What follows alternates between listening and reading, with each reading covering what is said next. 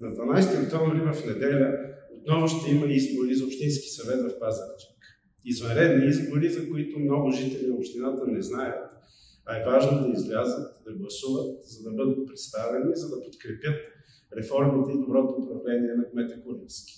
Като евродепутат от коалицията Продължаваме промяната Демократична България, призовавам всички пазарджикли да се включат активно в изборния ден, да подкрепят листата на ППДБ, а моите лични предпочитания са към инженер Владислав Петков, представител на Демократи за силна България в листата, един млад, амбициозен човек, с когото заедно сме поели ангажимент да работим активно за решаване на проблема с замърсяването на въздуха в няколко пазарджишки квартала.